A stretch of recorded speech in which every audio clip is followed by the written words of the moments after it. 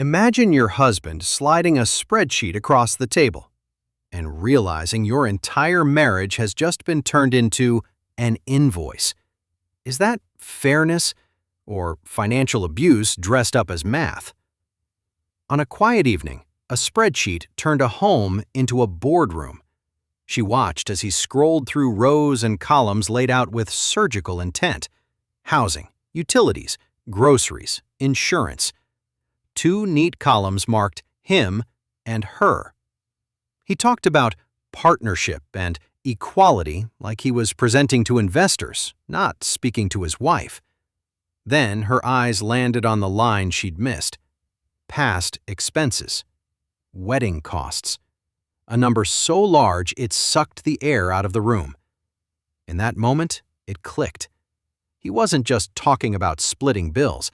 He was asking his wife to pay him back for their wedding. 7 years earlier, the script had been different. She had the bigger paycheck, the cool marketing job, the flights, the deadlines, the promotions. He told her a real man provides, so his wife never has to worry about money. He asked her to quit, to trust him, to let him take care of everything. He promised security and romance. She believed him. She left her career and stepped into we instead of me. Now, under the glow of his spreadsheet, the promise had been quietly rewritten. He cast himself as the overburdened provider. He cast her as the freeloader. That night, she didn't sleep. She laid awake replaying every conversation about work, money, and marriage. Somewhere between "I've got you" and "you owe me," partnership had become a bill. His snoring stayed steady. His conscience stayed quiet. Hers didn't. At dawn, she made coffee for herself. When he wandered in and asked for his mug, she answered the only way that made sense after seeing that spreadsheet. "If we're partners, you can make your own coffee."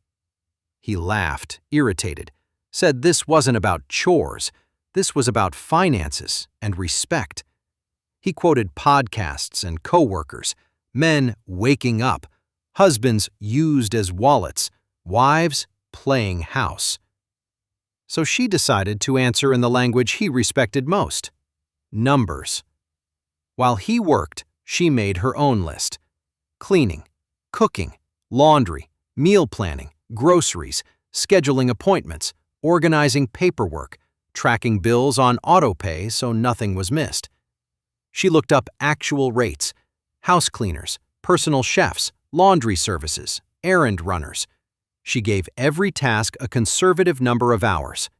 The total climbed, then climbed higher, until it passed what she used to earn in her early career.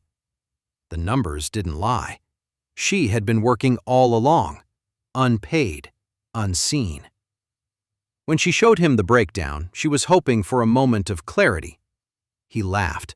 He said, "Nobody pays for that in a marriage." He called putting a price on her labor offensive. He framed years of work as just what wives do. That reaction did something no spreadsheet could undo. She stopped washing his clothes, stopped making his dinners, left his dishes in the sink and his shirts on the chair. She started reclaiming her time. Then an old door opened. Buried in an ancient email account was a message from her former mentor. A client needed help with a short-term campaign. He remembered her talent. He offered her a way back in. Her hand shook when she typed yes. Relief, terror, rage all at once.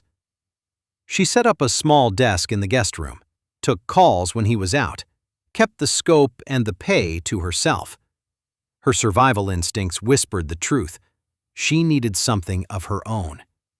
As her paid work grew, his pressure escalated. He waved the spreadsheet like a warrant, added notes about interest and inflation, claimed she owed more if they wanted to be precise. He changed the Wi-Fi password and forgot to tell her, canceled a joint card, and rerouted everything through his account. On paper, He said this was about fairness. In practice, it was about control. She went to see a lawyer. The office smelled like coffee and printer ink. Diplomas lined the wall. She told the whole story. How he'd insisted she quit.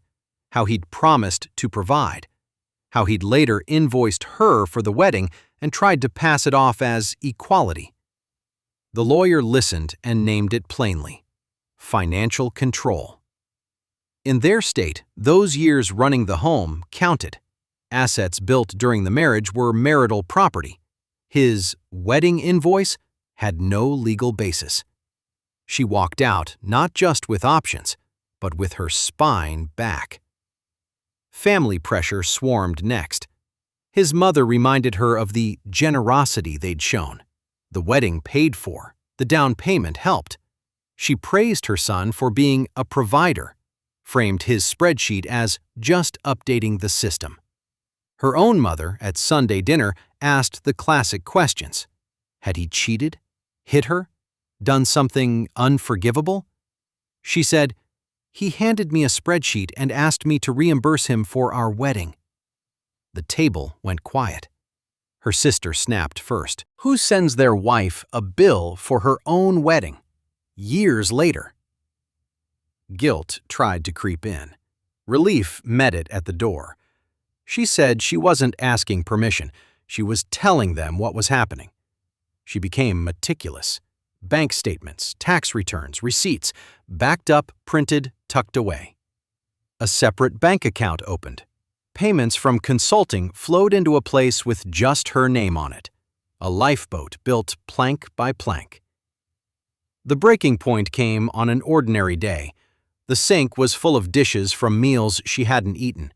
Pans crusted with sauce, mugs ringed with coffee. He said he'd been too busy. He said things were fine until she started working again and acted above their life. She looked at the mess and saw the truth. It was never about money. It was about control. She told him she wanted a divorce. He laughed, until he saw she wasn't bluffing. She had already talked to a lawyer. Papers were in motion. This wasn't a fight. It was a decision. Mediation followed. Dry language, tidy rooms. His lawyer argued her contributions were emotional, his financial. Her lawyer slid over tax returns showing her old income covering renovations and debt before she ever left her job. The mediator nodded. The first offer was insulting. She said no. Another round, more documents, a clearer reading of the law. Finally, a fair settlement. Not a jackpot, not a punishment. Enough to start again, grounded in reality. She moved into a modest apartment with sunlight and a patch of grass. Every dish in the sink was hers, every bill in her name. The silence felt less like loneliness and more like ownership. When she stopped by the old house for a box of books, his friends were helping him move things into storage. They joked. They shrugged. She waved, not out of spite, but out of pure, exhausted closure. Later, a coworker of his, the same one who had planted those "men are being used" ideas, sat across from her at a coffee shop. Smug smile, casual compliments, not so subtle flirting. He said they were both adults, that nobody had to know. She declined, kept screenshots. In that moment, she saw it clearly. This had never been about fairness. It was conquest wrapped in logic. Therapy helped her map the terrain. Why had the spreadsheet been the final straw? Because it exposed the story beneath the story. She'd been trained to feel grateful for being chosen, to compromise until an invoice could masquerade as communication. She admitted her part. She had been the accommodating one, the flexible one. It made her feel needed. It also erased her. Naming it didn't excuse him. It just gave shape to her own healing. Almost a year later, he asked to meet. At a coffee shop near the park, he said sorry. He was in therapy. He saw how he equated control with security. He admitted he listened to friends more than his wife. He said he missed her. Asked if one day they might try again. She listened. Then she showed him the screenshots from the coworker who had meddled in their marriage and later tried to pursue her. His face changed. Some puzzle pieces clicked for him. But for her, it didn't undo anything. She told him the messages changed her understanding, but didn't erase his choices. He had gone to the chorus instead of the person standing right in front of him. He chose spreadsheets over conversation. He asked if her answer could ever be yes. She said no. Not with rage, with clarity. Her life finally felt like hers. She wasn't gambling that away. 2 years later, she has steady work, a home that is hers, and a partner who sees her contributions as real, essential, and non-negotiable. She still flinches at the word spreadsheet. She still catches herself over-explaining. The scars are quiet but honest.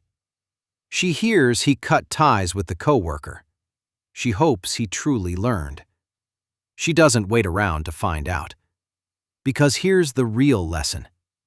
Love is not a balance sheet. Equality is not an invoice. Unseen labor has value. Control can wear the mask of fairness. And there is dignity in sitting at your own table without apologizing for the seat. So now I want to know, if your partner slid that spreadsheet across the table and asked you to pay back the wedding, would you stay and renegotiate? Or leave and rebuild? Drop your honest take in the comments. No judgment, just real conversations. And if stories like this make you stop and wonder, is it just me? Hit subscribe to the Is It Just Me channel so you don't miss the next one.